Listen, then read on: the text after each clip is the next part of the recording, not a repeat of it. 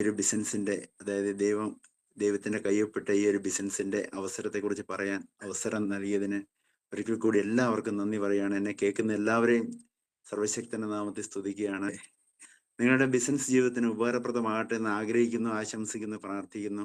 എന്റെ പേര് പരിചയപ്പെടുത്തി മാഡം, ജോസഫ് മാത്യു എന്നാണ്. കുറ്റ്യാടിക്ക് അടുത്ത് ഒരു മലയോര പ്രദേശം എല്ലാവർക്കും അറിയാവുന്ന ഒരു സുപരിചിതമായ സ്ഥലമാണ് പൂഴിത്തോട്. അതിനെക്കുറിച്ച് പ്രകൃതിരമണീയമായ ഒരു സ്ഥലമാണ്.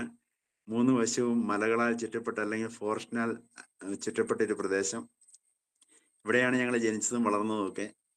3 സഹോദരിമാർക്ക് ഒരു ആങ്ങളയായിട്ട് ജനിച്ചു, അച്ഛനമ്മ. ഇങ്ങനെ ഞങ്ങളുടെ ജീവിതം എന്ന് പറഞ്ഞാൽ ഒരു തീരെ സൗകര്യമില്ലാത്ത, ഏറ്റവും ബാക്ക്വേർഡ് ആയിട്ടുള്ള ഒരു സ്ഥലത്താണ്. അതായത് ഒരു പുഴയ്ക്കക്കരെ ഫോറസ്റ്റ്, ഇക്കരെ എന്ന് പറഞ്ഞാൽ ഞങ്ങളുടെ കൃഷിസ്ഥലവും ജീവിത സ്ഥലവും ഒക്കെയാണ്. അപ്പം അച്ഛനും അമ്മയും ചെറുപ്രായത്തിൽ ഇവിടെ കാട് വെട്ടിത്തെളിച്ച് ഷെഡ് വെച്ച്, മാടം എന്നാണ് ഞങ്ങൾ പറഞ്ഞുകൊണ്ടിരുന്നത്, മാടം വെച്ച് താമസിച്ച് അത് പതുക്കെ പതുക്കെ ഞങ്ങളുടെയൊക്കെ ജനനത്തോടു കൂടി അവർ മൺകട്ടയൊക്കെ വെച്ച് വീടാക്കി. നമുക്കറിയാം പണ്ടത്തെ ആ ഒരു സാഹചര്യം, പുല്ലുമേഞ്ഞ വീട്, പിന്നെ ഓലയായി, ഓല കഴിഞ്ഞ് പതുക്കെ ഞങ്ങളുടെയൊക്കെ ഒരു കാലം, ഞങ്ങളൊരു 3, 4, 5 ക്ലാസ്സുകളിലൊക്കെ പഠിക്കുമ്പം കുറച്ചുകൂടെ മനോഹരമായിട്ട് ഞങ്ങളെ മൺകട്ടയുടെ തന്നെ വീട്, അത് ഓടൊക്കെ മേഞ്ഞതാക്കി. പിന്നെ പുഴയിൽ നിന്ന് മണലൊക്കെ വാരി പതുക്കെ പതുക്കെ നമ്മൾ അതിന് തേപ്പും കാര്യങ്ങളൊക്കെ നടത്തി തറ സിമെന്റ് ചെയ്തത്. അങ്ങനെ ഒരു കുറച്ചുകൂടെ ഉഷാറായിട്ട് ജീവിക്കുന്നു. അപ്പം 3 സഹോദരിമാരാണ്. അച്ഛനൊരു സുഖമില്ലാത്ത വ്യക്തിയാണ്. അപ്പൊ ചെറുപ്പകാലം മുതലേ ജീവിതത്തിന്റെ ഉത്തരവാദിത്വം നമ്മുടെ ഉള്ളിൽ കൂടുതലാണ്. എല്ലാ കാര്യത്തിലും എൻ്റെ ഇടപെടൽ ഉണ്ടായേ സാധിക്കുകയുള്ളൂ എന്നുള്ളൊരു അവസ്ഥയിൽ ജീവിച്ചു പോയി. അങ്ങനെ ഉത്തരവാദിത്വം കൂടിയത് കൊണ്ടാകാം 10ാം ക്ലാസ്സിന് ശേഷം അങ്ങോട്ട് പഠിക്കാനുള്ള സാഹചര്യം നമുക്ക് നിഷേധിക്കപ്പെട്ടു. അത് അധ്വാനം കൂടുതലും വരുമാനത്തിന്റെ ആവശ്യം വർദ്ധിച്ചതാണ് പ്രധാന കാരണം. അപ്പോൾ അങ്ങനെ കുടുംബത്തിന്റെ ഒരു അത്താണിയായിട്ട് ഇങ്ങനെ ജീവിക്കുകയാണ്. അപ്പോൾ ഒരു കാര്യം മനസ്സിലായി, ജീവിതത്തിൽ ഒന്നും ആകാൻ സാധിക്കില്ല. കാരണം എന്താണ്? വിദ്യാഭ്യാസം 10 വരെയേ ഉള്ളൂ. അതിനുശേഷം വീടിന്റെ ഉത്തരവാദിത്വം കൂടുതലാണ്. അതുകൊണ്ട് തന്നെ കൂലിപ്പണിയെടുത്തും മറ്റു രീതിയിലും കന്നുകാലിയെ വളർത്തിയും ആട് വളർത്തിയും കോഴി വളർത്തിയും ഇങ്ങനെയൊക്കെ ജീവിതം മുമ്പോട്ട് നീക്കുന്നു. അതിനിടയിലെ ജീവിക്കാൻ ഇനി വേറൊന്നുമില്ല. എൻ്റെ കൂടെയുള്ളവരൊക്കെ നല്ല ജോലിക്കൊക്കെ പോകാൻ തുടങ്ങി. അങ്ങനെ കറക്റ്റ് ഞാൻ ഒരിക്കൽ കൂടി ദൈവത്തിന് നന്ദി പറയും. കാരണം എൻ്റെ ജീവിതത്തിൽ ഞാൻ പ്രത്യേകിച്ച് പറയും, ഓർമ്മ വെച്ച കാലം മുതലേ ദൈവത്തിന്റെ ഇടപെടൽ പ്രത്യേകമായിട്ടുണ്ടായിട്ടുണ്ട്, അതിലൊരു സംശയമില്ല. അങ്ങനെ കറക്റ്റ് 20 വയസ്സാകുന്ന അന്ന് എനിക്ക് എൻ്റെ കൂട്ടുകാരൻ മുഖാന്തരം ഞാൻ കണ്ണൂരൊരു ഓപ്പൺ റിക്രൂട്ട്മെന്റ് മിലിറ്ററിയിലേക്ക്, അതേത് മിലിറ്ററി ആണെന്നൊന്നും അന്ന് അറിയത്തില്ല, കൂട്ടുകാർ പറഞ്ഞു, പോയി നിന്നു. എൻ്റെ കൂടെയുള്ള 6 പേര് റിജക്റ്റ് ആയെങ്കിലും ദൈവം അനുഗ്രഹിച്ച് എനിക്ക് മാത്രം അവിടെ പ്രവേശനം ലഭിക്കുകയാണ്. അങ്ങനെ 93 ഫെബ്രുവരി 10-ാം തീയതി ബാംഗ്ലൂർ പോയി ജോയിൻ ചെയ്യുന്നു. ജോയിൻ ചെയ്യുമ്പോഴാണ് അറിയുന്നത് ഇത് BSF ആണ്, ബോർഡർ സെക്യൂരിറ്റി ഫോഴ്സ്. അപ്പം അതിനെക്കുറിച്ച് ഒന്നും അറിയത്തില്ലാതെയാണ് ഞാൻ പോകുന്നത്. ഞാൻ പറഞ്ഞു വരുന്നത് എൻ്റെ ആ ഒരു സാമൂഹിക അറിവ് എത്രമാത്രം ഉണ്ട് എന്നുള്ളത് മനസ്സിലാക്കാൻ വേണ്ടിയിട്ടാണ്. അങ്ങനെ അവിടെ നിന്നും പോയി ഒരു ജോധ്പൂരാണ് ട്രെയിനിങ് കിട്ടിയത്. അപ്പോൾ അവിടെ ട്രെയിനിങ് ഒക്കെ ചെയ്യാൻ തുടങ്ങി. കുഴപ്പമൊന്നുമില്ല. എന്നെ സംബന്ധിച്ച് ട്രെയിനിങ് ഒക്കെ വളരെ സിമ്പിളാണ്. കാരണം നമ്മൾ ഈ മലയൊക്കെ കയറി ഇറങ്ങി നടന്ന് നമുക്ക് ഒരു ബുദ്ധിമുട്ടായിട്ടൊന്നും തോന്നിയില്ല. അങ്ങനെ ട്രെയിനിങ് ചെയ്യുമ്പം ഒരു ഏപ്രിൽ മാസം ആയപ്പോൾ ഒരു ദിവസം ഉച്ചയ്ക്ക് ഒരു അനൗൺസ്മെന്റ് നടക്കുന്നു, ഇന്ന ബാച്ചിലുള്ള ആൾക്കാരുടെ ആദ്യത്തെ ശമ്പളം വന്നിട്ടുണ്ട്, അത് വാങ്ങാൻ വേണ്ടി ഇത്ര സമയത്ത് ഇന്ന സ്ഥലത്ത് വരണമെന്ന്. അങ്ങനെ ഞങ്ങൾ പോയിട്ട് ഇന്നത്തെ പോലെ അക്കൗണ്ടിലേക്ക് ശമ്പളം വരികയില്ല. നമ്മളൊരു 5-6 സ്ഥലങ്ങളിൽ ഒപ്പിട്ട് ഒരു ഓഫീസറുടെ മുന്നിൽ സല്യൂട്ട് ചെയ്ത് ഇന്ന മാസത്തെ ശമ്പളം ഇത്ര രൂപ സ്വീകരിച്ചിരിക്കുന്നു എന്ന് പറഞ്ഞ് സല്യൂട്ട് ചെയ്ത് അതിനുശേഷം ഒപ്പിട്ടിട്ടാണ് പോരുക. അപ്പൊ ഞാൻ ഈ ശമ്പളം ആദ്യമായിട്ട് കിട്ടുന്നതിനെ കുറിച്ച് വലിയ സങ്കല്പമാണല്ലോ നമുക്ക് ഉണ്ടാകുക. അപ്പൊ വലിയ ശമ്പളമൊക്കെ പ്രതീക്ഷിച്ചാണ് നിൽക്കുന്നത്. പക്ഷേ എനിക്ക് ലഭിച്ചതെന്ന് പറഞ്ഞാൽ വെറും 1400 രൂപയാണ് കിട്ടുന്നത്. അപ്പം വലിയ ശമ്പളം സ്വപ്നം കാണുകയും അവിടെ പ്രതീക്ഷയോടെ നിന്ന് ഞാനിത് തിരിച്ചും മറിച്ചു വേണ്ടി നോക്കിയിട്ടും 1400 രൂപയിൽ കൂടുന്നില്ല.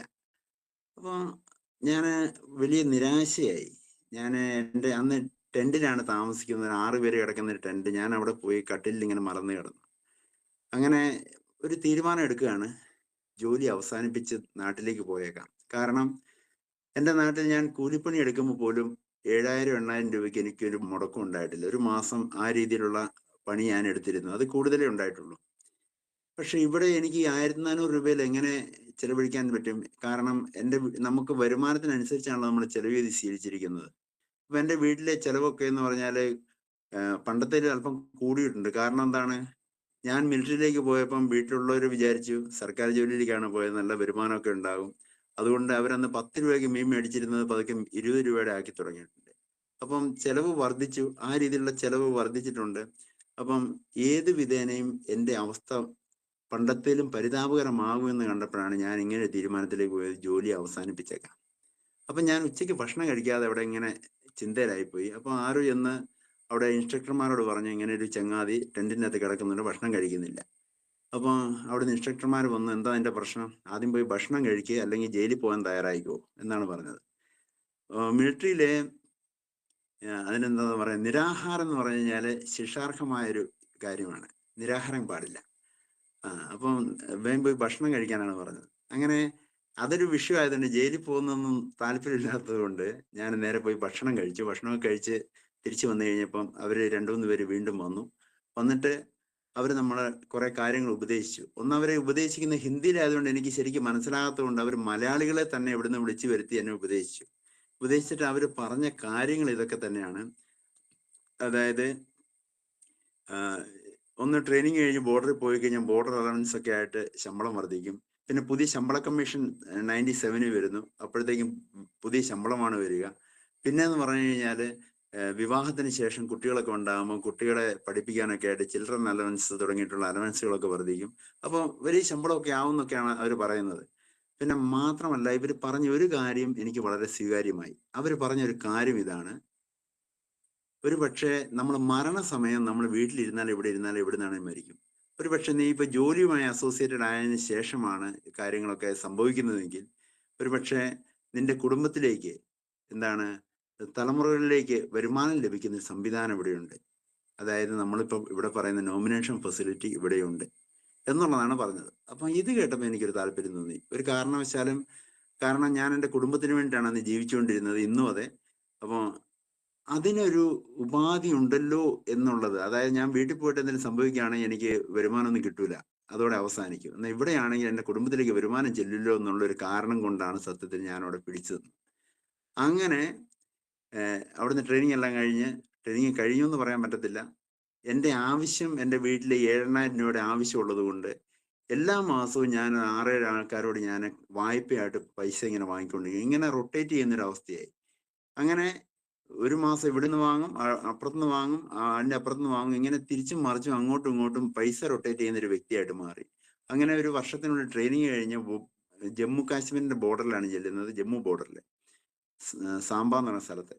അപ്പൊ അവിടുന്ന് എൻ്റെ യൂണിറ്റിലുള്ള ആൾക്കാരോട് ഞാൻ ഇതേ റൊട്ടേഷൻ തുടർന്നുകൊണ്ടേയിരുന്നു. എങ്ങനെയെങ്കിലും ഒരു മാസമേ ഞാൻ ലീവിന് വരാറുള്ളൂ. 2 മാസം ലീവ് ഉണ്ട്, 1 മാസമേ ഉള്ളൂ. കാരണം നാട്ടിൽ വന്ന ചെലവൊക്കെ വർദ്ധിക്കുന്നത് കൊണ്ടും, പിന്നെ 1 മാസത്തെ ലീവ് ഡ്യൂ ചെയ്ത് കഴിഞ്ഞാൽ നമ്മൾ പെൻഷൻ പോരുന്ന സമയത്ത് എത്രയാണോ നമ്മുടെ ആ സമയത്തെ ശമ്പളം, ആ ഒരു ശമ്പളം നമുക്ക് അതിന് ആ ഒരു എന്താണ് ഡ്യൂ വെച്ചിരിക്കുന്ന ലീവിന് ലഭിക്കുന്നത് കൊണ്ടാണ് ഞാൻ ഇതൊക്കെ ചെയ്തുകൊണ്ടിരുന്നത്. എങ്ങനെയും പൈസ സമ്പാദിക്കണമെന്നുള്ള ഒരു ഒറ്റ ഉദ്ദേശം മാത്രം. അപ്പൊ സത്യം പറഞ്ഞാൽ നിങ്ങൾ മനസ്സിലാക്കണം, രാജ്യസേവനം മൂത്തിട്ടല്ല ഞാൻ മിലിറ്ററിയിൽ നിന്നത്. എൻ്റെ വയറ്റിപ്പിഴപ്പ് കൊണ്ടാണ് ഞാൻ ജോലി ചെയ്തുകൊണ്ടിരുന്നത് എന്നുള്ളത് നിങ്ങൾക്ക് മനസ്സിലാകണം. അതുപോലെ എൻ്റെ സാമ്പത്തികാവസ്ഥ എന്താണ് എന്നുള്ളത് കൂടി നിങ്ങൾക്ക് മനസ്സിലാകണം എന്നുള്ളത് വെച്ചാണ് ഈ കാര്യങ്ങൾ പറയുന്നത്. ഇതിനിടയ്ക്ക് സഹോദരിമാരുടെ വിവാഹം നടക്കുന്നുണ്ട്, അതിനിടയ്ക്ക് ഞാൻ വിവാഹം കഴിക്കുന്നുണ്ട്. വിവാഹം കഴിച്ചതിന് ശേഷം ഭാര്യയും ഒക്കെ ആയിട്ട് ഞാൻ എൻ്റെ ജോലി സ്ഥലത്തേക്ക് പോകാനൊക്കെ കഴിഞ്ഞു. പക്ഷെ എൻ്റെ മാതാപിതാക്കൾ താമസിക്കുന്നത് ഈ മലയുടെ താഴ്വാരത്താണ്. ഇപ്പോഴും ആ വീട് അവിടെയുണ്ട്.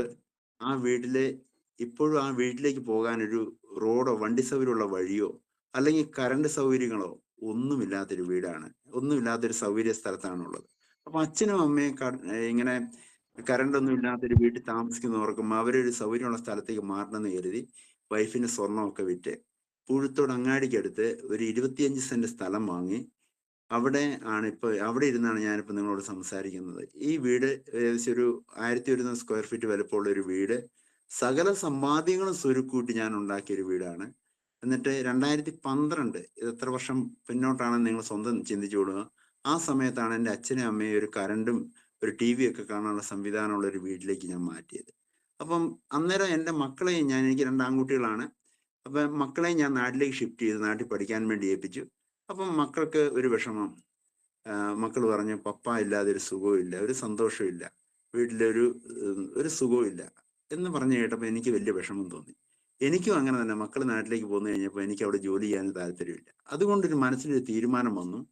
എങ്ങനെ നാട്ടിലെത്തിയിട്ട് എത്ര കഷ്ടപ്പെട്ടിട്ടാണ് നാട്ടിലെങ്ങ് ജീവിക്കാമെന്നൊരു തീരുമാനത്തിൽ 2014 ഞാനൊരു വാളണ്ടറി റിട്ടയർമെന്റ് എടുത്ത് പുറത്തേക്ക് പോരുകയാണ്. ഇതൊക്കെ പറയുന്നത് നിങ്ങളെ മുഷിപ്പിക്കാൻ പറയുന്നത്, ഒരുപക്ഷെ ബോറാവുന്നുണ്ടാവും. എൻ്റെ സാമ്പത്തിക സിറ്റുവേഷൻ നിങ്ങൾക്ക് അതിന്റെ പശ്ചാത്തലം ഒന്ന് മനസ്സിലാകണം എന്നുള്ളത് കൊണ്ടാണ് പറയുന്നത്. അതായത് വലിയൊരു സമ്പാദ്യമൊന്നും ഇല്ലാതെ തന്നെ ഞാൻ ഒരു വാളണ്ടറി റിട്ടയർമെന്റിന് തീരുമാനിക്കുകയാണ്. അപ്പം അങ്ങനെ ഞാൻ നാട്ടിൽ വരുമ്പം എനിക്ക് ആകെ അറിയാവുന്നത് മിലിറ്ററി ആയിട്ട് ബന്ധപ്പെട്ടുള്ള ജോലികൾ മാത്രം. പക്ഷെ ഗേറ്റിന് പുറത്തേക്ക് ഇറങ്ങുമ്പോൾ ഒരു കാര്യം തീരുമാനിച്ചു, ഒരു കാരണവശാലും മിലിറ്ററി ആയിട്ട് ബന്ധപ്പെട്ടുള്ള ഒരു ജോലി ഞാൻ ഇനി ചെയ്യില്ല. ഇതിൽ നിന്ന് വ്യത്യസ്തമായിട്ട് എന്തെങ്കിലും ഞാൻ ചെയ്യുള്ളൂ. ഏത് വിധേന ഞാൻ പരാജയപ്പെടുകയല്ല. എന്ത് കളിച്ചിട്ടാണ് ഞാനൊരു വിജയിച്ച വ്യക്തിയായിട്ട് ഉണ്ടാകുമെന്നുള്ള ഉറച്ച തീരുമാനം എടുത്തിട്ടാണ് ഗേറ്റിന് പുറത്തേക്ക് കടന്നത്. ഏതായാലും ദൈവം അനുഗ്രഹിച്ച് നാട്ടിൽ വന്ന് എനിക്കറിയാവുന്ന പഴയ പണി ഞാൻ കൃഷി ആരംഭിച്ചു. പക്ഷെ ഒരു വർഷത്തിനുള്ളിൽ അതിന് തീരുമാനമായി. പക്ഷേ ഞാൻ നേരത്തെ പറഞ്ഞിട്ടുണ്ടല്ലോ, വന്യജീവികളുടെ ആക്രമണമൊക്കെ ഉള്ള ഒരു പ്രദേശമായതുകൊണ്ട് ആനയുടെയും പന്നിയുടെയും ശല്യം കാരണം എനിക്കൊന്നും ചെയ്യാൻ പറ്റിയില്ല. അതുകൊണ്ട് ഒരു വർഷത്തിന് ശേഷം ഞാൻ വീണ്ടും തീരുമാനം ഒന്ന് മാറ്റി കൃഷിയെ ആശ്രയിച്ച് ജീവിച്ചു കഴിഞ്ഞാൽ പണി പാളും.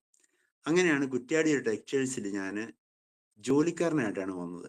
അല്ലാതെ അവിടെ മാനേജരായിട്ട് ആണ് അവസാനം ഞാൻ അവിടുന്ന് മാറുന്നത്. പക്ഷെ ജോലിക്കാരനായിട്ട് വരുമ്പം എനിക്ക് ആദ്യം അവിടെ ലഭിച്ചത് 250 രൂപയാണ് എനിക്കൊരു ദിവസത്തേക്ക് കൂലി ലഭിക്കുന്നത്. ഞാനൊന്നും പറഞ്ഞില്ല, എനിക്ക് അവിടെ ഒരു ജോലിക്ക് ജോയിൻ ചെയ്യണമെന്ന് ഉള്ള ഉദ്ദേശമായിരുന്നു. ഏതായാലും ദൈവത്തിന്റെ അനുഗ്രഹം കൊണ്ട് എൻ്റെ പ്രവർത്തനം അവർക്ക് ഇഷ്ടപ്പെട്ടതുകൊണ്ടും ഒരു മാസത്തിനുള്ളിൽ തന്നെ അത് 10,000 രൂപ ശമ്പളമായി, അത് 15,000 എല്ലാ വർഷവും ഒരു 1000 രൂപയുടെ ഇൻക്രിമെന്റ് തുടങ്ങിയിട്ടുള്ള കാര്യങ്ങളൊക്കെ എനിക്ക് വന്ന് എന്നെ ഒരു മാനേജർ പൊസിഷനിലേക്ക് മാറ്റി. അങ്ങനെ കുഴപ്പമില്ലാത്ത രീതിയിൽ ഞാനൊന്ന് സെറ്റിലായ ഒരു അവസ്ഥ വന്നു ഒരു 1-2 വർഷത്തിനുള്ളിൽ. അപ്പൊ ഞാൻ എങ്ങനെയാണ് സെറ്റിലായതെന്ന് ചോദിച്ചു കഴിഞ്ഞാൽ, അതിരാവിലെ 2:30 3 മണിയാകുമ്പോൾ എൻ്റെ കൃഷി സ്ഥലത്ത് പോയി ഞാൻ പല കാര്യങ്ങളും ചെയ്യും. റബ്ബർ ടാപ്പ് ചെയ്യും, കൊക്കോ പറിക്കും, തേങ്ങ പെറുക്കും, തേങ്ങ പൊതിക്കും, കൊക്കോ പൊട്ടിക്കും. അത് എൻ്റെ വണ്ടിയിൽ തന്നെ ലോഡ് ചെയ്ത് ഇത് മല കയറ്റി ഇത് എല്ലാം തല വെച്ച് ചുമന്ന് റോഡ് സൗകര്യമുള്ളിടത്ത് കൊണ്ടുവന്ന് എൻ്റെ വണ്ടിയിൽ തന്നെ ലോഡ് ചെയ്ത് ഞാൻ കടയിൽ കൊണ്ടുപോയി വിറ്റ് ഒരു പൈസ പോലും ഞാൻ പണിക്കാർക്ക് കൊടുത്തിട്ടുള്ള പരിപാടിയില്ല. ഈ രീതിയിൽ ഞാൻ ഹെഡ്ലൈറ്റ് ഒക്കെ ഇട്ടാണ് പണി ചെയ്യുക.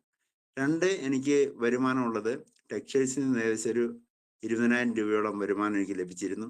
പെൻഷനായിട്ട് 10-23,000 രൂപയോളം ലഭിച്ചിരുന്നു. അങ്ങനെ ഞാനൊരു 4-5 വർഷം കൊണ്ട് കൃത്യമായിട്ടൊന്ന് സെറ്റിലായ വ്യക്തി. അത് വരുമാനവും എൻ്റെ ജോലിയും എല്ലാം ഇങ്ങനെ സ്റ്റെപ്പ് ബൈ സ്റ്റെപ്പായിട്ട് പോകുന്നൊരവസ്ഥ, ഒരു കുഴപ്പവും ഇല്ലാതെ പോകുന്നൊരവസ്ഥ. പക്ഷേ ഒരു ഒറ്റ കാര്യം ഞാൻ ഫീൽ ചെയ്യുന്നു, എനിക്കൊരു സ്വാതന്ത്ര്യമില്ല. ഒന്ന് മിലിറ്ററി സ്വാതന്ത്ര്യമില്ലായിരുന്നു, ഇവിടെ വന്നപ്പോഴും സ്വാതന്ത്ര്യമില്ലാത്തൊരവസ്ഥ. അത് കടയിൽ നിന്ന് ഒറ്റ ദിവസം പോലും ലീവ് എടുക്കാൻ പറ്റത്തില്ലാത്ത അവസ്ഥ. മരിച്ചതില്ല, കല്യാണമില്ല, വൈഫിന്റെ വീട്ടിൽ പോകണ്ട, മക്കളുടെ പേരൻസ് മീറ്റിങ്ങിലില്ല, അച്ഛനമ്മയെ ആശുപത്രി കൊണ്ടുപോകാൻ പറ്റുന്നില്ല. ഞാൻ വിചാരിച്ചു ഇതിന് ഭേദം മിലിറ്ററി തന്നെ ആയിരുന്നല്ലോ എന്ന് കരുതി. അപ്പോൾ അവിടെ നിന്ന് മാറണം എന്ന് ആഗ്രഹിച്ച് എൻ്റെ ഒരു സുഹൃത്ത് കുറ്റ്യാടിയിൽ ഓട്ടോറിക്ഷ ഓടിക്കുന്നുണ്ട്. ഇതിൽ ഓട്ടോറിക്ഷ ഓടിക്കുന്നവരും ഒക്കെ പലരും ഉണ്ട്. മോഹൻ സാറിനെയൊക്കെ ഞാൻ ഇന്നലെ മിനിങ്ങാന്നും കൂടെ കണ്ട പോലെ തോന്നുന്നു ഓട്ടോറിക്ഷ എവിടുന്ന് തിരിക്കുന്നത്. അപ്പം ഓട്ടോറിക്ഷയുടെ ഒരു പ്രത്യേകത ഞാൻ കണ്ടത്, ഇഷ്ടമുള്ളപ്പോൾ പോയാൽ മതി, ഇല്ലാത്തപ്പോൾ അല്ല നമുക്ക് താല്പര്യമുള്ളപ്പോൾ ഓടിച്ചാൽ മതി. അങ്ങനെ ഒരു സ്വാതന്ത്ര്യമുള്ള പണി പോലെ തോന്നി. കാരണം എന്ന് പറഞ്ഞാൽ ഈ വ്യക്തി ചില ദിവസം വരുന്നില്ല. അപ്പൊ ചോദിച്ചപ്പോൾ പുള്ളി പറഞ്ഞത് അച്ഛനെ ആശുപത്രി കൊണ്ടുപോയതായിരുന്നു. ചില ദിവസം കല്യാണമൊക്കെ കഴിഞ്ഞ് ഉച്ച കഴിഞ്ഞാൽ വരുന്നത്. ചില ദിവസം ഞാൻ രാത്രി 10 മണിക്കൊക്കെ തിരിച്ചു പോകുന്നു. അപ്പൊ ഞാൻ ഇന്നെ വൈകിയെന്ന് ചോദിച്ചപ്പോൾ അദ്ദേഹം പറയുന്ന ഒരു കാര്യം, നാളെ കുറിയുടെ പൈസ വെക്കണം. അപ്പൊ ആ പൈസ ആവശ്യത്തിന് ഓടി പിടിക്കുകയാണ്. ഓടി കണ്ടെത്തിയതിന് ശേഷമാണ് അദ്ദേഹം പോകുന്നത്. അപ്പൊ എനിക്ക് തോന്നിയ സൗകര്യത്തിന് വരുമാനം ആർജിക്കാൻ പറ്റിയ ഒരു മേഖലയാണ് നമ്മുടെ ഓട്ടോറിക്ഷ ഫീൽഡ് എന്നുള്ളത് മനസ്സിലാക്കി ഞാൻ അദ്ദേഹത്തോട് ചോദിച്ചു. പക്ഷെ അദ്ദേഹം എന്നെ നിരുത്സാഹപ്പെടുത്തി. "നിനക്കൊന്നും പറ്റിയ പണിയല്ല സാറേ, നിങ്ങൾ ഇതിനൊന്നും നിൽക്കരുത്, നിങ്ങളൊരു മിലിറ്ററിക്കാരനല്ലേ" എന്നൊക്കെ പറഞ്ഞ് എന്നെ നിരുത്സാഹപ്പെടുത്തി. ഞാൻ അതിൽ നിന്ന് അങ്ങനെ വിട്ടില്ല, ഞാനിങ്ങനെ കാത്തു നിൽക്കുകയാണ്. അങ്ങനെ ഒരു ദിവസം അദ്ദേഹം വന്നിട്ട് പറയാണ്, "സാറേ നിങ്ങൾ വടകര വരെ ഒന്ന് വരണം, ഒരു നല്ലൊരു പരിപാടിയുണ്ട്." അന്ന് വരുമാനമൊക്കെ പുള്ളി പറഞ്ഞു ആഴ്ച 2,10,000 ഒക്കെ കിട്ടും. ഞാൻ അതിനൊന്നും ശ്രദ്ധ കൊടുത്തില്ലെങ്കിലും ഇദ്ദേഹമാണ് പറയുന്നതെങ്കിൽ പ്രോഗ്രാം എന്തെങ്കിലും നല്ലതായിരിക്കും എന്നുള്ളത് പറഞ്ഞു. ഏതായാലും വളരെ അഭിമാനത്തോടു കൂടി അദ്ദേഹത്തിന്റെ പേര് പറയാൻ ഞാൻ ആഗ്രഹിക്കുന്നു. Great upcoming regional team coordinator Anoop sir പുഴുത്തോടാണ്. ഒരുപക്ഷെ നിങ്ങൾക്ക് പരിചയം ഉണ്ടാകും. കുറ്റ്യാടിയിൽ ഇപ്പം മോഹൻ സാറിനൊക്കെ അറിയാമായിരിക്കും. കുറ്റ്യാടി ഓട്ടോറിക്ഷ ഓടിച്ചൊരു വ്യക്തിയാണ് 10-12 വർഷത്തോളം. ആ വ്യക്തിയുടെ കൂടെ അദ്ദേഹത്തിന്റെ ഓട്ടോറിക്ഷ കയറിയിരുന്ന് ഞാൻ വടകരയ്ക്ക് പോകുന്നു. അദ്ദേഹത്തിന്റെ അപ്ലൈൻ ആയിട്ടുള്ള ഇന്ന് സീലിംഗ് അച്ചീവറൊക്കെ ആയിട്ടുള്ള great leader Vinoy sir Puzhuthodu, tipper lorry driver, 9ാം ക്ലാസ്സുകാരനാണ് അദ്ദേഹം. അദ്ദേഹം ഈ ഓട്ടോറിക്ഷയിലുണ്ട്. അപ്പൊ അദ്ദേഹത്തിനും കൂടെ കണ്ടപ്പോൾ എനിക്ക് സന്തോഷമായി. കാരണം അദ്ദേഹത്തിന്റെ കുടുംബമായിട്ട് എനിക്കൊരു വലിയ ബന്ധമുണ്ട്. അപ്പൊ അങ്ങനെ ഞങ്ങൾ വടകരയ്ക്ക് പോകുന്നു. വടകര പോയി ശ്രീമണി ഹാളിൽ വെച്ച് ആദ്യമായിട്ട് ഈ ഒരു ഓപ്പർച്യൂണിറ്റിയുടെ പ്രോഗ്രാം ഞാൻ കേൾക്കുകയാണ്. പക്ഷെ അദ്ദേഹം നേരത്തെ എന്നോട് പറയുകയാണ്, ഇങ്ങനെ നെറ്റ്വർക്ക് മാർക്കറ്റിംഗ് പ്രോഗ്രാം എന്ന് പറഞ്ഞാൽ ഞാൻ കുറ്റ്യാടിന്ന് വണ്ടിയിൽ കയറൂല. കാരണം ഇത് എനിക്ക് തീരെ താല്പര്യമില്ലാത്ത പരിപാടിയാണ്.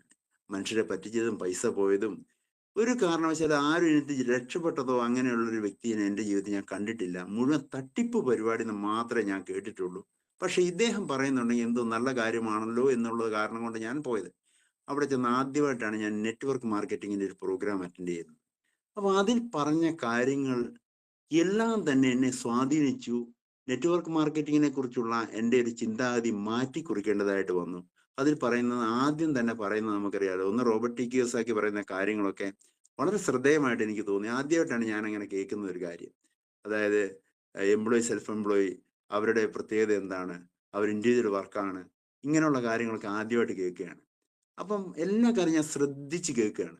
അപ്പം അതിൽ പറഞ്ഞൊരു പ്രധാന കാര്യം എന്ന് പറഞ്ഞാൽ നോ ഇൻവെസ്റ്റ്മെന്റ് ബിസിനസ്. എന്നെ സംബന്ധിച്ച് വളരെ ശ്രദ്ധിക്കപ്പെട്ട ഒരു കാര്യം, ഇതിൽ മുതൽ മുടക്കേണ്ട, അതുകൊണ്ട് തന്നെ നഷ്ടസാധ്യതയില്ല എന്നുള്ളത് എനിക്ക് വളരെ താല്പര്യം തോന്നി. കാരണം മിലിറ്ററിയിൽ നിന്ന് പോരുമ്പോൾ അവിടുന്ന് ഞങ്ങളോട് പറഞ്ഞു വിടുന്ന ഒരു കാര്യം, നിങ്ങൾ പോകുമ്പോൾ കുറച്ച് പൈസയും കൊണ്ടാണ് പോകുന്നത്, അത് കൊണ്ടുപോയി നാട്ടിലേക്ക് എത്തുമ്പോഴത്തേക്കും ചുറ്റുവട്ടത്തു നിന്നുള്ള ആൾക്കാർ പല വിധത്തിലുള്ള കാര്യം പറഞ്ഞു വരും. ചിലർ പറയും ഇൻവെസ്റ്റ് ചെയ്യുക, ചിലർ പറയും അവിടെ ഇട ഇവിടെ ഇട, അല്ല എനിക്ക് കുറച്ച് വായ്പ വന്നേക്ക്, നിങ്ങൾ കൊടുത്ത വഴിക്ക് പോവും, അതൊന്നും തിരിച്ചു കിട്ടൂല എന്ന് പറഞ്ഞ് ഞങ്ങളൊന്ന് പേടിപ്പിച്ചാണ് ഇവിടുന്ന് വിടുന്നത്. അപ്പൊ എന്ന് പറഞ്ഞാൽ നമ്മൾ ചൂടുവെള്ളത്തിൽ ചാടിയ പൂച്ചയാണ്. കാരണം നമ്മൾ വരുമാനത്തിൽ നമ്മൾ പൂർത്തീകരണം സംഭവിക്കാതെയാണ് നാട്ടിലെത്തിയിരിക്കുന്നത്. ഇനി എന്താവും എന്നുള്ളത് അറിയത്തില്ല. അപ്പൊ കാണുന്നതൊക്കെ നമുക്ക് ചൂടുവെള്ളമായിട്ട് തോന്നുള്ളൂ. അങ്ങനെ അവസ്ഥയിലാണ് നമ്മൾ നിൽക്കുന്നത്. അപ്പൊ ഇവിടെ ഒരു സന്തോഷ വാർത്ത, നമ്മൾ ഒന്നും മുടക്കേണ്ട. അതുകൊണ്ട് തന്നെ എനിക്ക് സമാധാനം, ഇത് കുഴപ്പമില്ലല്ലോ. 2 വിദ്യാഭ്യാസ യോഗ്യത. എന്താണ് നമ്മുടെ പഠിപ്പെന്ന് പറഞ്ഞാൽ, എൻ്റെ 10ാം ക്ലാസ്സിലെ സർട്ടിഫിക്കറ്റ് അന്ന് മിലിറ്ററിയിലേക്ക് അത് മതിയായിരുന്നുകൊണ്ട് രക്ഷപ്പെട്ടത്. പക്ഷെ ഇന്ന് നമ്മൾ 10ാം ക്ലാസ്സുകാരനാന്ന് പറഞ്ഞാൽ എന്ത് വിലയുള്ളത് നമ്മുടെ നാട്ടില്. ഏതെങ്കിലും ഒരു ജോലിക്ക്, ഒരു ഹോട്ടൽ പണിക്ക് പോലും അവർ വിദ്യാഭ്യാസം ചോദിച്ചു കഴിഞ്ഞാൽ 10ാം ക്ലാസ് ഉള്ളത് അന്ന് മോൻ പൊക്കോന്ന് പറയും. ഇന്ന് ഡിഗ്രിക്കാരൊക്കെ ഇഷ്ടംപോലെ കിട്ടാനുണ്ട്. ആ ഒരു കണ്ടീഷനാണുള്ളത്. അപ്പം ഇതുകൊണ്ട് വലിയ കാര്യമില്ലെന്നുള്ളത് നമുക്കറിയാം. ഇവിടെ വിദ്യാഭ്യാസം പ്രശ്നമല്ല, ഉള്ളവർക്കും ഇല്ലാത്തവർക്കും. 2 പ്രായപരിധി.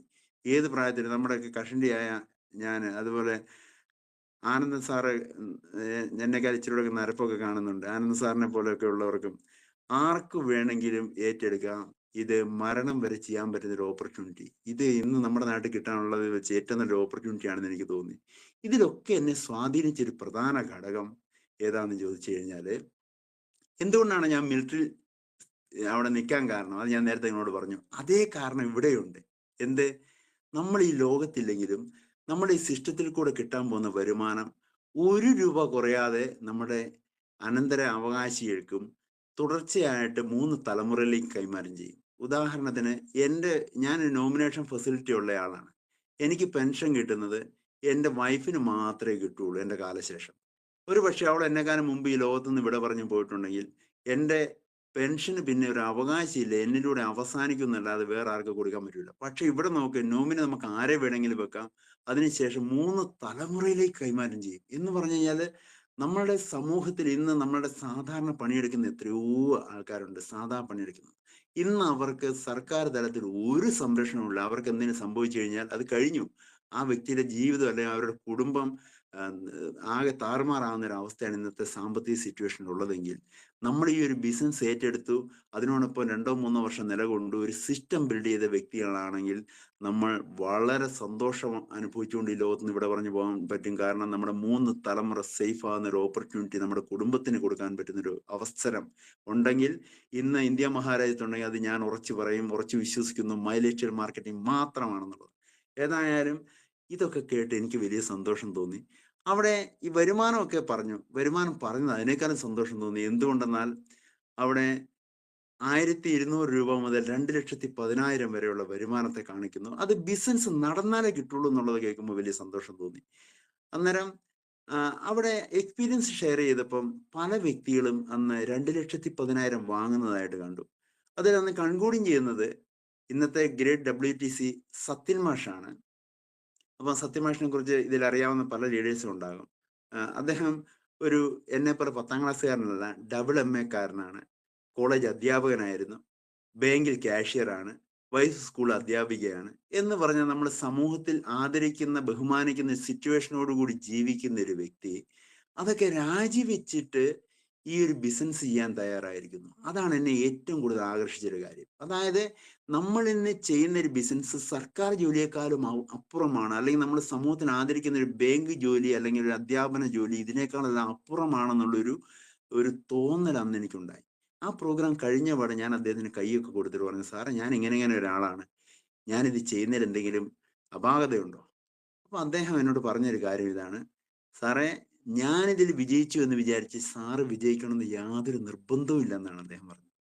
പക്ഷെ ഒരു കാര്യം, ഞാന് ഈ ഒരു 5.5 വർഷം കൊണ്ട്, ഞാൻ 5.5 വർഷം കഴിയുമ്പോഴാണ് അദ്ദേഹത്തെ കാണുന്നത്, 5.5 വർഷം കൊണ്ട് 3 ജന്മം കൊണ്ട് ബാങ്കിൽ നിന്ന് ഉണ്ടാക്കാവുന്നത് ഈ 5.5 വർഷം കൊണ്ട് നേടിക്കഴിഞ്ഞു എന്ന് പറയുകയും ഞാൻ ചെയ്ത് എന്താണോ അത് സാറിന് ചെയ്യാൻ തയ്യാറായ എനിക്ക് കിട്ടിയതല്ല, അതിനപ്പുറവും തരാൻ കഴിവുള്ള ഒരു കമ്പനിയാണ് നമ്മുടെ കമ്പനി എന്ന് പറഞ്ഞു. എനിക്ക് വലിയ സന്തോഷം തോന്നി. കാരണം നമ്മളെ ഇന്ന് വരെ ജീവിതത്തിൽ അധ്വാനിക്കാൻ ഒരു മടിയും കാണിച്ചിട്ടില്ല, അധ്വാനം മാത്രമേ ചെയ്തിട്ടുള്ളൂ. ഈ മേഖല എന്താണെന്ന് മനസ്സിലാക്കി അധ്വാനിച്ചാൽ ഈ രീതിയിലുള്ളൊരു വരുമാനം ലഭിക്കുകയുള്ളൂ എന്നുള്ളത് എന്നെ ആശ്ചര്യപ്പെടുത്തി. കാരണം ഞാൻ മിലിറ്ററിയിൽ 21 വർഷം ചെയ്തിട്ടും ഞാൻ പോരുന്ന അവസാനത്തെ മാസം പോലും കട്ടിംഗ് ഒക്കെ കഴിഞ്ഞ് ഒരു 50,000 രൂപ ഒന്നിച്ച് എനിക്ക് മേടിക്കാൻ സാധിച്ചില്ല. ആ ഒരു സമയത്താണ് 5.5 വർഷം ചെയ്തൊരു വ്യക്തി എവരി വീക്ക് 2,10,000 മേടിക്കുന്ന ഒരു കണ്ടീഷനിലാണ് ഞാനന്ന് കാണുന്നത്. അപ്പോൾ അങ്ങനത്തെ ഒരു കണ്ടീഷന് സത്യത്തിൽ ഈ ഇരിക്കുന്ന, അല്ലെങ്കിൽ ഇതിൽ ഏകദേശം 54ഓളം ആൾക്കാർ ഇപ്പോൾ അറ്റൻഡ് ചെയ്തിരിക്കുന്നു. ഇതിൽ ആരാണ് ആഗ്രഹിക്കാത്തത് ഒരു നല്ല വരുമാനം, ഒരു നല്ല ജീവിത സിറ്റുവേഷൻ? ജീവിതത്തിൽ നമ്മൾ അധ്വാനം മുടക്കിയിട്ടോ അല്ലെങ്കിൽ അധ്വാനിക്കാനായിട്ടോ ഒന്നുമല്ല, പക്ഷെ അധ്വാനിച്ചാൽ ലഭിക്കുന്ന ഒരു ഓപ്പർച്യൂണിറ്റി നമുക്ക് കിട്ടാനാണ് നമ്മുടെ ഇന്ന് വരെയുള്ള പ്രശ്നം. അതിനെ പറ്റിയൊരു ഓപ്പർച്യൂണിറ്റി നമ്മുടെ കൈ കിട്ടിയപ്പം ഞാൻ വീട്ടിൽ വന്ന് മക്കളോടും ഭാര്യയോടും എല്ലാവരോടും ആലോചിച്ച് ഞാൻ ഇതിൽ അസോസിയേറ്റ് ചെയ്യാൻ തീരുമാനിച്ചു. അങ്ങനെ സ്റ്റാർട്ട് ചെയ്തു. ഇന്ന് നിങ്ങളുടെ മുമ്പിൽ വളരെ സന്തോഷത്തോടു കൂടി ഒരു റീജിയണൽ ടീം കോർഡിനേറ്റർ എന്ന റാങ്കിലേക്ക് പോയിക്കൊണ്ടിരിക്കുന്ന ഒരു അവസ്ഥയിലാണുള്ളത്. സർവശക്തനായ ദൈവത്തിനും അതുപോലെ എന്നെ ഈ ഒരു ബിസിനസ്സിനെ കൈപിടിച്ച എൻ്റെ അപ്ലൈൻ ലീഡേഴ്സിനും ഒക്കെ നന്ദി പറയാൻ കൂടി ഈ ഒരു അവസരം ഞാൻ ഉപയോഗിക്കുകയാണ്. അപ്പം ഇതാണ് എൻ്റെ ബിസിനസ്സിലേക്ക് വരുന്നൊരു പശ്ചാത്തലം. ഇപ്പൊ തന്നെ സമയം ഏകദേശം കഴിഞ്ഞിട്ടുണ്ട്. അപ്പം എനിക്ക് പറയാനുള്ളത്, ഈ ഒരു ബിസിനസ്സിൽ വന്നു കഴിഞ്ഞാൽ നമുക്ക് കിട്ടുന്നത് ഒരു സിസ്റ്റം കിട്ടുന്നുണ്ട്. കാരണം ഇതിനു മുമ്പ് ഞാൻ പലയിടത്തും ജോലി ചെയ്തു. മിലിറ്ററി ജോലി ചെയ്യുമ്പോൾ ഒരു സർക്കാരിന്റെ സിസ്റ്റത്തിൽ ഞാൻ പണിയെടുക്കുന്നു. സിസ്റ്റം അവിടെ നമ്മൾക്കറിയാം, ഒറ്റയ്ക്ക് പണിയെടുക്കുന്ന ഒരു സിറ്റുവേഷനാണ് അവിടെയുള്ളത്. അപ്പം നമുക്ക് ഈ മാസം അവസാനിക്കുമ്പോഴത്തെ അറിയാം എത്ര വരുമാനം കിട്ടാൻ പോകും. അതൊരു പക്ഷേ നമ്മൾ അഡ്വാൻസ് മേടിച്ച് ചിലവാക്കുക, അല്ലെങ്കിൽ എന്തെങ്കിലും അതുമായി ബന്ധപ്പെട്ട് എന്തെങ്കിലും എക്സ്പെൻസ് ചെയ്തു വെച്ചിട്ടുണ്ടാകാം. ഈ വരുമാനം വരുന്നതിൽ നമുക്ക് യാതൊരു സന്തോഷവുമില്ല. കാരണം അത് കിട്ടിക്കഴിഞ്ഞാൽ അപ്പുറത്തേക്ക് കൊടുക്കാനുള്ളൂ. ഒരു പക്ഷെ സർക്കാർ ഉദ്യോഗത്തിൽ ജീവിക്കുന്നവർ അല്ലെങ്കിൽ ജോലി ചെയ്ത് മാസാവസാനം ശമ്പളം മേടിക്കുന്നവർക്കറിയാം അതിന്റെ സുഖം ചിലപ്പോൾ ഒരാഴ്ചക്കുള്ളിൽ ഒരു 4-5 ഡേറ്റ് 4-5 ഒക്കെ ആകുമ്പോഴത്തേക്കും തീർന്നു പോകും. ഞാൻ ടെക്സ്റ്റൈൽസിൽ നിൽക്കുമ്പോൾ എന്ന് പറഞ്ഞാൽ ഞാൻ കൂടുതൽ അഡ്വാൻസ്, എനിക്ക് അവിടെ മാനേജിംഗ് പൊസിഷനിലായതുകൊണ്ട് അഡ്വാൻസ് മേടിക്കാനുള്ള സംവിധാനം ഉണ്ടായിരുന്നു. മാസം അവസാനം ആകുമ്പോഴത്തേക്കും ചിലപ്പോൾ അങ്ങോട്ട് കൊടുക്കാനുള്ള അവസ്ഥയിലായിരിക്കും ഉണ്ടാകുക. ഈ രീതിയിൽ പോയിക്കൊണ്ടിരിക്കുന്നവർക്ക്, സെൽഫ് എംപ്ലോയി ആ ഒരു കണ്ടീഷനിലുള്ളവർക്ക് നമുക്കറിയാം അവസ്ഥ എന്താണെന്ന്. അപ്പോഴാണ് ഇവിടെ നമുക്ക് സ്വന്തം ഒരു സിസ്റ്റം, അതായത് സിസ്റ്റം എന്ന് പറഞ്ഞാൽ പലർക്കും ഒരു സംശയം തോന്നുന്നു സിസ്റ്റം എന്താണെന്ന്. സിസ്റ്റം എന്ന് പറഞ്ഞു കഴിഞ്ഞാൽ ഇപ്പൊ ഞാനിവിടെ കറണ്ടിന്റെ വെട്ടം കണ്ടുകൊണ്ടിരിക്കുന്നു, നമ്മളൊക്കെ കറണ്ടിന്റെ വെളിച്ചത്തിലാണുള്ളത്. അപ്പം KEB എവിടെയോ ഉൽപ്പാദിപ്പിച്ച ഒരു കറണ്ട് നമ്മുടെ റോഡിന്റെ വക്കത്തോടുള്ള കറണ്ട് കമ്പിയെ കൂടെ പോയത് കൊണ്ട് നമ്മുടെ വീട്ടിൽ ബൾബ് കത്തില്ല. അതിന് നമ്മൾ എന്ത് ചെയ്തു, KEB പറഞ്ഞ വിധത്തിൽ ഇതിൽ വയറിങ് ചെയ്തപ്പം അതിൽ വേണ്ട കാര്യങ്ങൾ ചെയ്തു, മീറ്റർ പിടിപ്പിച്ചു, അവർ പറഞ്ഞ പേപ്പറുകൾ നമ്മൾ അവിടെ കൊടുത്തു. അതിനുശേഷം KEB എന്ത് ചെയ്തു, അവരുടെ സിസ്റ്റത്തെ നമ്മുടെ സിസ്റ്റമായിട്ടൊന്ന് കണക്ട് ചെയ്തു. ഇപ്പം ഇതിന്റെ സ്വിച്ച് ഓണാക്കാൻ ഞാൻ ഓണാക്കണം നിർബന്ധമില്ല, എൻ്റെ ഭാര്യ ഓണാക്കിയാലും മക്കൾ ഓണാക്കിയാലും ഓഫാക്കിയാലും ഒക്കെ ആ ഒരു പ്രവർത്തനം നടക്കും. അതിനാണ് സിസ്റ്റം എന്ന് പറയുന്നത്. ഒരു സിസ്റ്റമുണ്ട്. ഈ ബിസിനസ്സും നമുക്ക് തന്നിരിക്കുന്ന ഒരു സിസ്റ്റത്തിന്റെ ഭാഗമായിട്ടാണ്. നിങ്ങളിലൂടെ ഒരു സിസ്റ്റം സ്റ്റാർട്ട് ചെയ്യപ്പെട്ടിരിക്കുകയാണ്. അത് ഓപ്പറേറ്റ് ചെയ്യാൻ ഒരു പക്ഷെ നമ്മളില്ലെങ്കിലും ഈ സിസ്റ്റം റണ്ണിങ് ആണ്. അതുകൊണ്ടാണ് നമ്മൾ ഈ ലോകത്തില്ലെങ്കിൽ കൂടി നമുക്ക് വരുമാനം തരാൻ കമ്പനിക്ക് കഴിയുന്നത്. അപ്പൊ ഈ സിസ്റ്റത്തിനകത്ത് പ്രധാനമായിട്ട് 4 കാര്യങ്ങൾ നമ്മൾ ശ്രദ്ധിക്കണം. ഒന്ന്, ഈ സിസ്റ്റം റണ്ണാണോ എന്ന് എല്ലാവരും ചിന്തിക്കേണ്ട ഒരു കാര്യമാണ്. ആ ഈ സിസ്റ്റത്തിൽ ഒന്ന് എന്ത് നടക്കണം? റീറ്റെയിൽ നടക്കണം. ഇത് കച്ചവട സ്ഥാപനമാണ്. ഇത് ഞാനും നിങ്ങൾ വന്നിരിക്കുന്നത് ഒരു ഷോപ്പാണ്. ഈ ഷോപ്പിൽ കച്ചവടം നടക്കണം. അപ്പം ഒരു കടയിട്ട് കച്ചവടം ചെയ്താൽ നമുക്കറിയാം എന്താണ്, ആ കടയില് അതിനൊരു സർക്കിളിലെ കച്ചവടം നടക്കുകയുള്ളൂ. ഇപ്പൊ മലബാർ ഗോൾഡ് കോഴിക്കോട് തുടങ്ങിയ സ്ഥാപനമാണ്. ഇപ്പോൾ അതിന്റെ കച്ചവടം കോഴിക്കോട് മാത്രമേ ഉള്ളെങ്കിൽ എന്തായിരിക്കും അവസ്ഥ? വളരെ കച്ചവടം കുറവായിരിക്കും. അവർ ലോക ആസകലമായിട്ട് 400-ൽ പരം ബ്രാഞ്ചസ് ക്രിയേറ്റ് ചെയ്തു. അപ്പം നല്ല വരുമാനമുണ്ട്. അപ്പം റീറ്റെയിൽ ചെയ്യുന്നത് കൂടുതൽ ബ്രാഞ്ചസിൽ കൂടെ റീറ്റെയിൽ നടക്കുകയാണെങ്കിൽ കൂടുതൽ വരുമാനം നടക്കും. അപ്പൊ എന്ത് ചെയ്യണം? റീപർച്ചേസ് നടത്തണം. എന്താണ്? ഉൽപ്പന്നം തീരുമ്പം നമ്മൾ ചിലപ്പോൾ പലപ്പോഴും ചെയ്യല്, നമ്മളുടെ കട ഓപ്പൺ ചെയ്യുമ്പം ഒരു 10, 20,000, 30,000 രൂപയുടെ സാധനം വാങ്ങി അത് തീരുന്നത് വരെ നമ്മൾ എങ്ങനെ കച്ചവടം നടത്തി, എന്നിട്ട് പറയും അയ്യോ സാധനം തീർന്നു, സമാധാനമായി. അവിടെ അവസാനിപ്പിക്കല് പലരുടെയും കച്ചവടം നിലച്ചു പോകുന്നതിന് കാരണം നമ്മളുടെ റീപർച്ചേസ് ഇല്ലാത്തത് കൊണ്ടാണ്. നമുക്കറിയാം, ഒരു സൂപ്പർ മാർക്കറ്റിലെ 10 സോപ്പ് തീർന്നിട്ടുണ്ട്, അവരതിന്റെ മുകളിൽ 20 സോപ്പ് അടുക്കി വെക്കും. എപ്പം നോക്കിക്കഴിഞ്ഞാൽ സൂപ്പർ മാർക്കറ്റിൽ ഒരേപോലെ സാധനം നിറഞ്ഞിരിക്കുന്നതാണ്. അപ്പൊ നമ്മളൊന്ന് വിചാരിക്കും ഇവിടെ സെയിൽ ഇല്ലായിട്ടാണോ? സെയിൽ ഇല്ലായിട്ടല്ല, അവിടെ എന്താണ്, എപ്പോഴും അതിന്റെ സ്റ്റോക്കിനെ മെയിൻറ്റെയിൻ ചെയ്തുകൊണ്ടിരിക്കുക. നമ്മളും അങ്ങനെ റീപർച്ചേസ് ഏത് കടയിലില്ല, ആ കട ഏതാനും മാസങ്ങളല്ലെ ദിവസങ്ങൾക്കുള്ളിൽ അത് അവസാനിച്ചു പോകും. പല കടകളും നമ്മുടെ ഡെഡ് ആയിട്ട് കിടക്കുന്നതിന്റെ കാരണം അവരുടെ റീറ്റെയിൽ മാത്രമേ ഉള്ളൂ, റീപർച്ചേസ് ഇല്ല. റീപർച്ചേസ് ഇല്ലാത്തവിടുത്തെ റീറ്റെയിലും പതുക്കെ പതുക്കെ അവസാനിച്ചു പോകും. അപ്പോൾ ശ്രദ്ധിക്കണം, റീറ്റെയിൽ വളരെ ആവശ്യമാണ്. അതോടൊപ്പം ഉൽപ്പന്നങ്ങളെ റീപർച്ചേസും ആവശ്യമാണ്. 2, ഇനി വേണ്ടത്, ഞാൻ നേരത്തെ പറഞ്ഞ ബ്രാഞ്ചുകളുടെ എണ്ണം വർദ്ധിക്കണം. ബ്രാഞ്ചുകളുടെ എണ്ണം വർദ്ധിപ്പിക്കാൻ എന്ത് വേണം? നമ്മുടെ റിക്രൂട്ട്മെന്റ് വളരെ അനിവാര്യമാണ്. റിക്രൂട്ട്മെന്റ് എങ്ങനെ ചെയ്യണം? അതിന്റെ കാര്യങ്ങളെ കുറിച്ച് വളരെ ശ്രദ്ധേയമായിട്ട് നിങ്ങളുടെ ടീമിൽ അതിന്റെ കാര്യങ്ങൾ നടക്കുന്നുണ്ട്. എന്ന് പറഞ്ഞാൽ നമ്മളുടെ ബ്രാഞ്ചസ്, നമ്മൾ ഒരു കടയാണെങ്കിൽ നമ്മളുടെ കടയുടെ ബ്രാഞ്ചസ് അത് വർദ്ധിപ്പിച്ചുകൊണ്ടേയിരിക്കണം. അതിനെക്കുറിച്ച് നിങ്ങൾക്ക് അറിയാം, എന്താണ്, FSSലൊക്കെ വളരെ കൃത്യമായിട്ട് നമ്മളെ പഠിപ്പിക്കുന്നുണ്ട്. ആ രീതി നമ്മൾ ഏറ്റെടുത്തുകൊണ്ട് നമ്മുടെ ബ്രാഞ്ചുകൾ വർദ്ധിപ്പിക്കലാണ് റിക്രൂട്ട്മെന്റ്. പലരും പറയും ഇത് ചെയിൻ അല്ലേ, മനുഷ്യരെ പിടിക്കുന്ന പണിയല്ലേ. ഏത് സംരംഭത്തിലാണെങ്കിലും മനുഷ്യരില്ലെങ്കിൽ, അല്ലെങ്കിൽ നമ്മുടെ കൂടെ ആൾക്കാരില്ലെങ്കിൽ അത് വളരില്ല.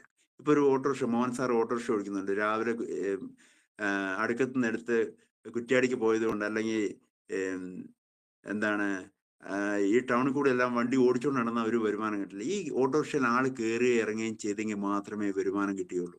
അതേപോലെ എന്ത് വേണം? നമ്മളുടെ സിസ്റ്റത്തിൽ കൂടുതൽ ടീമുകൾ അസോസിയേറ്റ് ചെയ്ത് അവരൊരു ഉപഭോക്താവായി മാറുകയും അവര് ഒരു എന്താണ്, ഡിസ്ട്രിബ്യൂട്ടറായി മാറുകയും ചെയ്യുമ്പോൾ മാത്രമേ നമുക്ക് വരുമാനം കിട്ടുകയുള്ളൂ. അതുകൊണ്ട് നമ്മുടെ സ്വാഭാവികമായും നമ്മുടെ റിക്രൂട്ട്മെന്റ് വർദ്ധിപ്പിച്ചേ പറ്റുകയുള്ളൂ. ഒരുപക്ഷെ നമ്മുടെ നേരിട്ടുള്ള ബന്ധങ്ങളിലൂടെ ആകണമെന്നില്ല, നമ്മുടെ കൂടെ വന്നവരുടെ ബന്ധങ്ങളിലൂടെ ആണെങ്കിൽ നമുക്ക് റിക്രൂട്ട്മെന്റ് വർദ്ധിപ്പിക്കാൻ സാധിക്കും. പിന്നെ നമ്മൾ ചെയ്യേണ്ടത്, നമ്മളോടൊപ്പം വന്നിരിക്കുന്ന ഈ വ്യക്തികളെ നിലനിർത്തുക എന്നുള്ളതാണ്. നിലനിർത്താൻ വേണ്ടി ഏറ്റവും വേണ്ടത് ഇപ്പോൾ എന്താണെന്ന് വെച്ച് കഴിഞ്ഞാൽ നമ്മുടെ കൂടെ വന്നവരെ നിലനിർത്തുക എന്നുള്ളതാണ്. നിലനിർത്താൻ വേണ്ടത് ഏറ്റവും പ്രധാന കാര്യം ആ വ്യക്തിക്ക് ഓപ്പർച്യൂണിറ്റി എന്താണെന്നുള്ള കൃത്യമായ ബോധ്യം കൊടുക്കുക എന്നുള്ളതാണ്.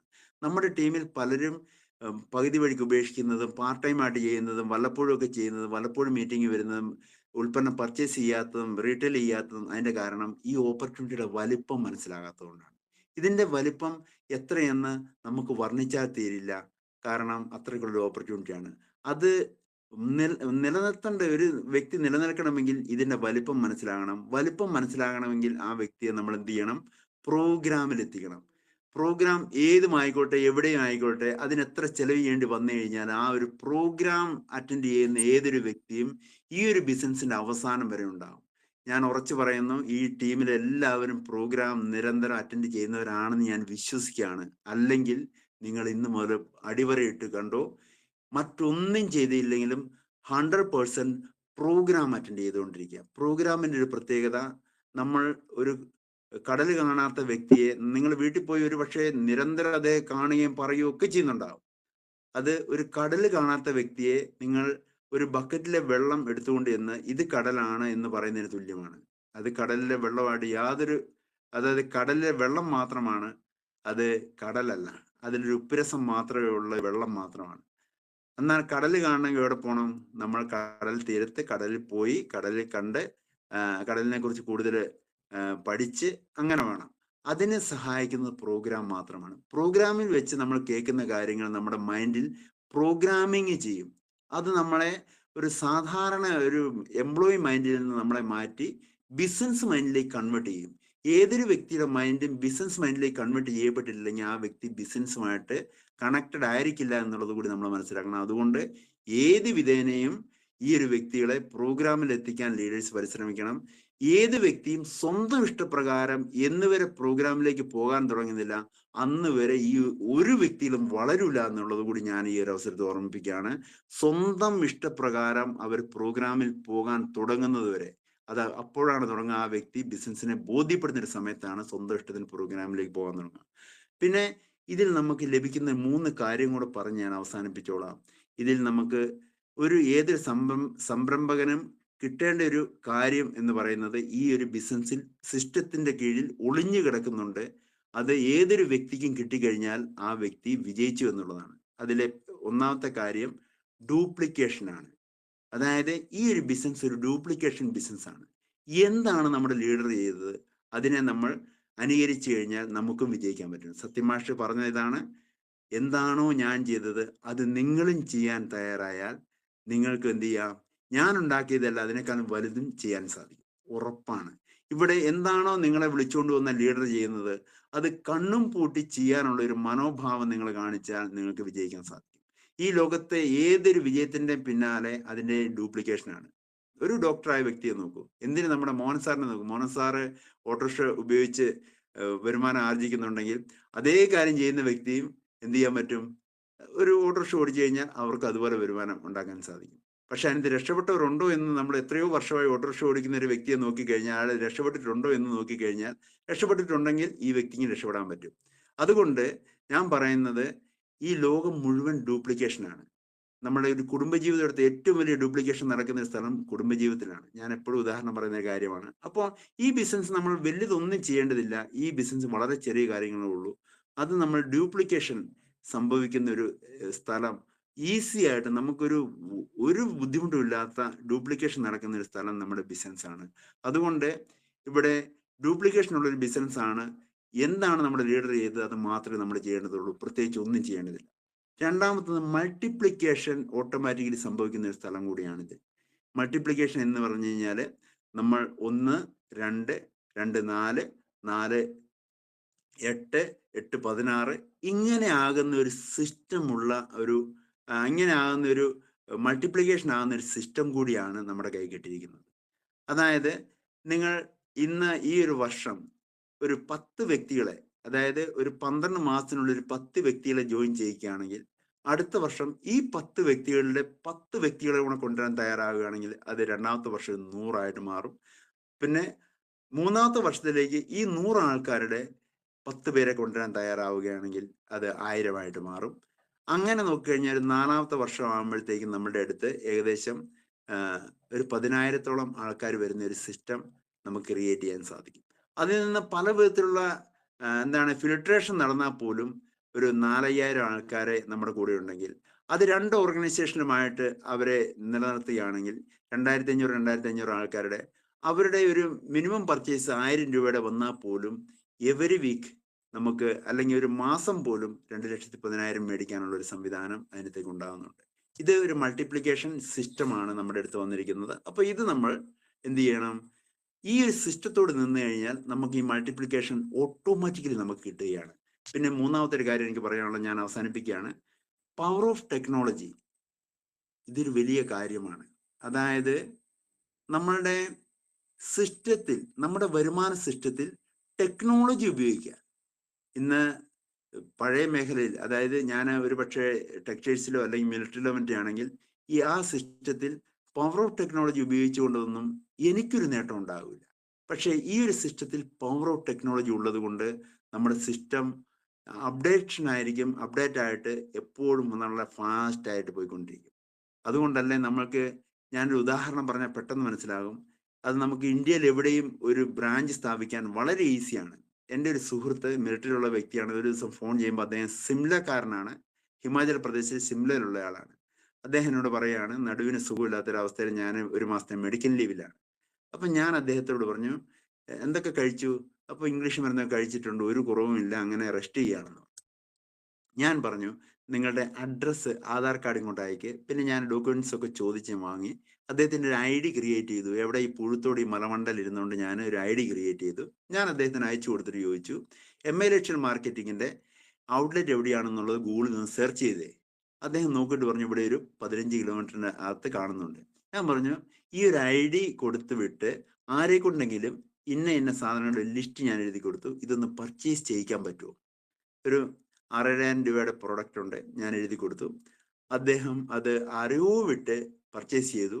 പർച്ചേസ് ചെയ്യുമ്പോൾ തന്നെ എൻ്റെ സിസ്റ്റത്തിൽ അദ്ദേഹത്തിന്റെ ബിസിനസ് ഓൾ ഞാൻ കാണിച്ചു. ഒന്ന് ആലോചിച്ച് നോക്കുക, ഞാൻ ഈ പുഴുത്തോട് മലമണ്ടയിൽ നിന്ന് സിംല എന്ന് പറയുന്ന സ്ഥലത്തുള്ള ഒരു ID ക്രിയേറ്റ് ചെയ്തുകൊണ്ട് എനിക്ക് ഇവിടെ ഇരുന്നുകൊണ്ട് അതിന്റെ വരുമാനം മേടിക്കാൻ കഴിയുമെങ്കിൽ അത് ടെക്നോളജിയുടെ പവറല്ലേ? അതായത് സാങ്കേതിക വിദ്യയുടെ പവറല്ലേ? അപ്പം അത് ഉപയോഗിക്കാൻ പറ്റുന്ന ഒരു ഓപ്പർച്യൂണിറ്റിയാണ് നമ്മുടെ കയ്യിലുള്ളത്. ലോകം മുഴുവനുള്ള വ്യക്തികളുടെ ID അടിച്ചുകൊണ്ട് ഇതിപ്പോ ഇന്ത്യയിൽ മാത്രമാണ് നമ്മുടെ കമ്പനി ഉള്ളത്. അപ്പൊ ഇനി ലോകം മുഴുവൻ വ്യാപിക്കുമ്പോൾ ഒന്ന് ആലോചിച്ച് നോക്കുക നമ്മൾ എവിടെയാണുള്ളതെന്ന്. അപ്പൊ ഈ ഒരു കണ്ടീഷനൊക്കെ മനസ്സിലാക്കിക്കൊണ്ട് വേണം നമ്മൾ ഈ ഒരു ബിസിനസ് ചെയ്യാനെന്നുള്ളതാണ് എനിക്ക് പറയാനുള്ളത്. അങ്ങനെ ഞാൻ പറഞ്ഞു വരുന്നത്, ഈ ഒരു ബിസിനസിനെ കുറിച്ച് പറയാനാണെങ്കിൽ ഈ 45 മിനിറ്റ് 50 മിനിറ്റ് 1 മണിക്കൂറൊന്നും പോരാ. ഒരുപാട് കാര്യങ്ങൾ പറയാനുണ്ട്. എനിക്ക് ഈ ഒരു 3-4 വർഷത്തിനുള്ളിൽ ലഭിച്ച അനുഭവമാണിത്. അങ്ങനെ ഇന്ന് വളരെ സന്തോഷമായിട്ട് ഈ ഒരു കണ്ടീഷനിൽ പോയിക്കൊണ്ടിരിക്കുന്നു. ഒരു 50,000 രൂപ മിലിറ്ററിയിൽ നിന്ന് മേടിക്കാൻ സാധിച്ചില്ലെങ്കിൽ ഈ ഒരു ഓപ്പർച്യൂണിറ്റി വന്നിട്ട് ആഴ്ച വരുമാനം 80,000 രൂപ വരെ ഉയർത്താനും, അതുപോലെ ലാപ്ടോപ്പ്, എൻഫീൽഡിന്റെ ബുള്ളറ്റ്, ഒരു ഇപ്പോൾ ഒരു വർഷം ആകുന്നേ ഉള്ളൂ, ടാറ്റ ടിയാഗോയുടെ ഒരു ഓട്ടോമാറ്റിക് ഇലക്ട്രിക് കാർ വാങ്ങാൻ സാധിച്ചു. കുട്ടികളെ അവർ ആഗ്രഹിച്ച കോളേജിൽ വിട്ട് വിദ്യാഭ്യാസം ചെയ്യിക്കാൻ സാധിച്ചു. അതുപോലെ എന്താണ്, സ്വപ്നങ്ങൾക്കൊത്ത ഒരു ജീവിതത്തിലേക്ക് ഞാൻ മാറിക്കൊണ്ടിരിക്കുന്നു. അപ്പൊ നമ്മളൊക്കെ ആഗ്രഹിക്കുന്നത് നമ്മുടെ ഒരു പക്ഷെ നമ്മൾക്ക് എന്തെങ്കിലും ഒരു ബുദ്ധിമുട്ട് വന്നാലും അൺലിമിറ്റഡ് ആയിട്ടുള്ള വരുമാനം വരാനും, അതുപോലെ അടുത്ത തലമുറയും നമ്മളാൽ പ്രതി, നമ്മൾ ഒരു സമ്പാദിച്ചിരിക്കുന്ന ഒരു സമ്പത്തിനെ പ്രതി അവര് സന്തോഷവതനായി ജീവിക്കുന്ന ഒരു സാഹചര്യവും, അതുപോലെ സമൂഹത്തിലെ 100 മിലിറ്ററിയിൽ പോയപ്പോൾ എന്നോട് പലരും ചോദിച്ചു, എന്റെ മകനെ കൂടെ ഒന്ന് കൊണ്ടാകാവൂടാന്ന് ചോദിച്ചു. എനിക്ക് സാധിച്ചില്ല. ടെക്സ്റ്റൈൽസിൽ 10 പേർക്ക് ജോലി കൊടുക്കാൻ എനിക്ക് സാധിച്ചില്ല. പക്ഷെ ഇന്ന് ഇവിടെ 100 കണക്കിന് ആൾക്കാർക്ക് ഒരു ഓപ്പർച്യൂണിറ്റി എന്ന നിലയിൽ നമുക്ക് കൊടുക്കാനും, അതുപോലെ തന്നെ ഇന്ന് നമ്മുടെ സമൂഹം നേരിടുന്ന ഏറ്റവും വലിയ വെല്ലുവിളിയായിട്ടുള്ള ജീവിതശൈലി രോഗത്തിന് തടയിടുന്ന വെൽനസ് പ്രൊഡക്റ്റുകൾ കൊടുക്കാനും സാധിച്ചു. അതിൽ ഞാൻ എടുത്തു പറയുന്ന ഒരു സാധനമുണ്ട്. എൻ്റെ മകന് ഒരു ശ്വാസകോശ അലർജിക്കാരനായിരുന്നു ഞാൻ ഈ ബിസിനസ് സ്റ്റാർട്ട് ചെയ്യുന്ന ഒരു സമയത്ത്. അതായത് അവൻ എപ്പോഴും ഒരു തുമ്മലും ചീറ്റിലും അലർജി ഉള്ളൊരു പ്രശ്നം. അതിന് ഇവിടെ ഹോം ഷോപ്പ് നടന്ന സമയത്ത് അത് ജീവിതശൈലി രോഗത്തെ കുറിച്ച് പ്രസംഗിച്ച വ്യക്തി ആശ്വാസിനെ കുറിച്ച് പറയുന്നത് കേട്ടു. ഞാൻ എൻ്റെ മകന് അത് കൊടുത്തു. അത് 15 വയസ്സ് വരെ മാറാതിരുന്ന ആ ഒരു പ്രശ്നം ആശ്വാസ് എന്ന പ്രൊഡക്റ്റും അതുപോലെ കഫ്നിലും കവചപ്രാശൊക്കെ ഉപയോഗിച്ചപ്പം പൂർണ്ണമായിട്ട് മാറി. അവൻ മൈസൂർ പോയി ഇപ്പൊ ഡിഗ്രി ഒക്കെ കഴിഞ്ഞപ്പോൾ വീട്ടിൽ വന്ന് ഒരു ഓഫീസർ ടെസ്റ്റിന് വേണ്ടിയിട്ടുള്ള എക്സാമിന് വേണ്ടി തയ്യാറായിക്കൊണ്ടിരിക്കുന്നു. അപ്പം ആ ഒരു വിഷയം മാറിയതാണ് എന്നെ പ്രൊഡക്റ്റിലേക്ക് കൂടുതൽ ആകർഷിച്ചത്. മാത്രമല്ല, ഒരു പ്രത്യേകത എന്ന് പറഞ്ഞാൽ രോഗം മാറുക എന്നുള്ളതല്ല. ഇത് എൻ്റെ അമ്മയിൽ നിന്ന് പാരമ്പര്യമായിട്ട് എൻ്റെ രക്തത്തിലൂടെ എൻ്റെ മകനിലേക്ക് പോയൊരു കാര്യമാണ്. അവന്റെ രക്തത്തിലൂടെ അടുത്ത തലമുറയിലേക്ക് കൈമാറ്റം ചെയ്യുന്ന ഒരു അവസ്ഥയെ അവിടെ തടയുകയാണ് ചെയ്തത്. അതായത് നമ്മുടെ പ്രൊഡക്റ്റിന്റെ ഏറ്റവും വലിയ ഗുണം നമ്മൾ മനസ്സിലാക്കേണ്ടത്, ജീവിതശൈലി രോഗം പാരമ്പര്യമായിട്ട് കൈമാറ്റം ചെയ്യുന്നതാണ്. അതിനെ ഈ ഒരു തലമുറയിൽ അവസാനിപ്പിച്ച് അടുത്ത തലമുറയിലേക്ക് കൈമാറ്റം ചെയ്യാതെ വരും തലമുറയെ ആരോഗ്യത്തോടു കൂടി ഈ ലോകത്തിന് കാണിച്ചു കൊടുക്കേണ്ട ഒരു പ്രോഡക്റ്റാണ് വെൽനസ് പ്രൊഡക്റ്റായിട്ട് നമുക്ക് കമ്പനി വിഭാവനം ചെയ്ത് നമ്മുടെ കയ്യിൽ തന്നിരിക്കുന്നത്.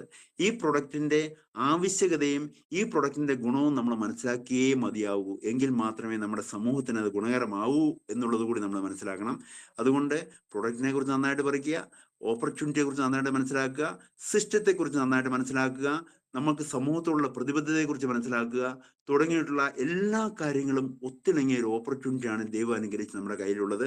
ഇതിനെ വേണ്ട വിധത്തിൽ നമ്മൾ മുറുകെ പിടിക്കുകയാണെങ്കിൽ നമ്മുടെ ഈ ഒരു ഭാരതത്തെയും നമ്മുടെ സമൂഹത്തെയും നമ്മൾ ഒറ്റക്കെട്ടായി പണിതുയർത്തുന്ന ഒരു ഓപ്പർച്യൂണിറ്റി ആണെന്നുള്ളത് മനസ്സിലാക്കി എല്ലാവരും ശക്തമായിട്ട് നിലകൊള്ളുക എന്നുള്ളത് മാത്രം പറഞ്ഞുകൊണ്ട് നിങ്ങൾക്ക് എല്ലാവർക്കും വിജയാശംസകൾ നേരുന്നു.